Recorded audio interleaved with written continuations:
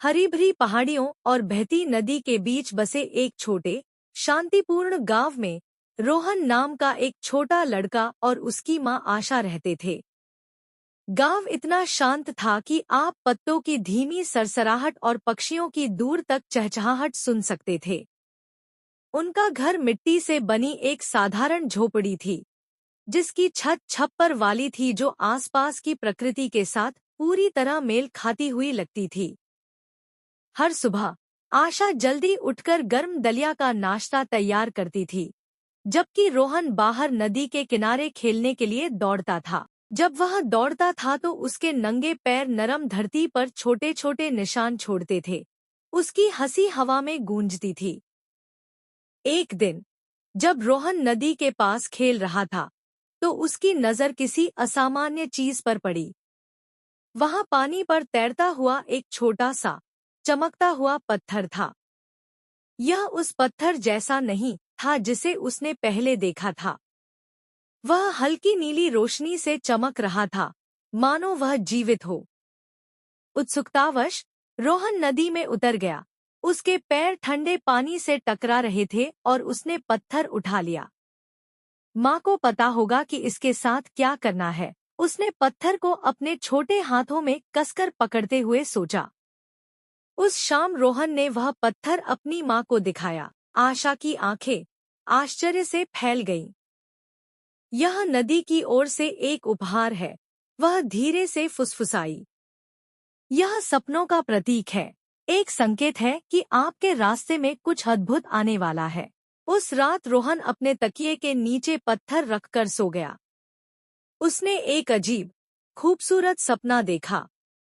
अपने सपने में वह नदी के किनारे चल रहा था, लेकिन उसके सामान्य शांत परिवेश के बजाय नदी उन रंगों से भरी हुई थी जो उसने पहले कभी नहीं देखे थे।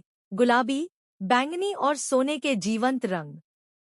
उसके आसपास के पेड़ उस भाषा में रहस्य फुसफुसाते थे जिसे वह समझ नहीं पाता था, और हवा गर्म और आरामदायक महसूस होती थी।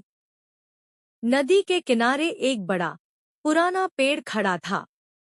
उसकी शाखाएं आकाश में दूर तक फैली हुई प्रतीत होती थी और उसकी पत्तियां चांदी की तरह चमकती थी।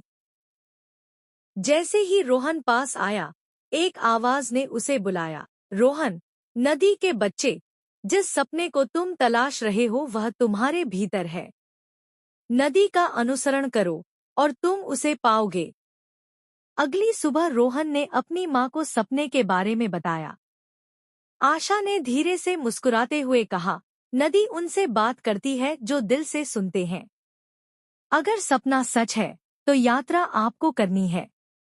उत्साह और आश्चर्य के मिश्रण के साथ रोहन गांव को पीछे छोड़ते हुए नदी के किनारे यात्रा पर निकल पड़ा। जैसे जैसे रोहन नदी की ओर बढ़ता गया, आखिरकार वह एक छिपी हुई घाटी में पहुंच गया।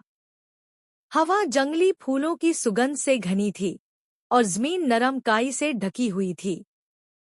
घाटी के केंद्र में क्रिस्टल स्पष्ट पानी का एक पूल चमक रहा था, जो चिकने पत्थरों से घिरा हुआ था। नदी इस कुंड में बहती थी।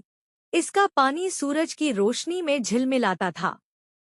रोहन को पूल की ओर आकर्षित महसूस हुआ, जैसे उसके भीतर कोई गहरी चीज उसे बुला रही हो।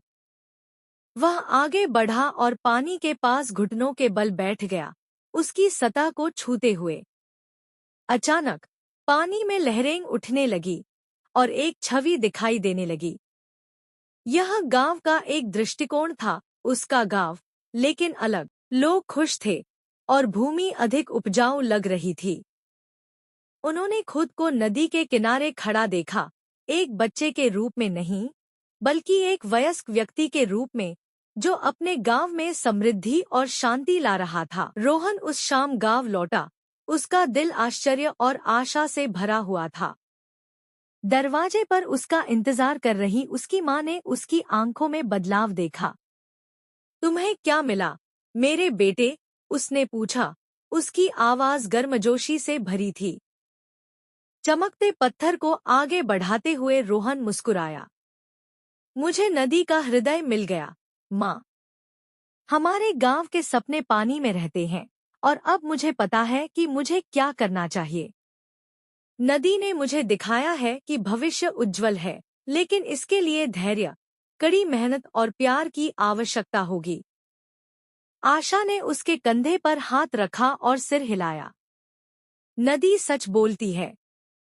और तुम, मेरे बेटे, उसकी बुद्धि को आगे बढ़ाओगे। जब रोहन और उसकी माँ एक साथ खड़े होकर पहाड़ियों के पीछे डूबते सूरज को देख रहे थे, तो उन्हें पता चला कि उनका जीवन हमेशा के लिए बदलने वाला था, क्योंकि नदी ने उनके साथ अपना रहस्य साझा किया था।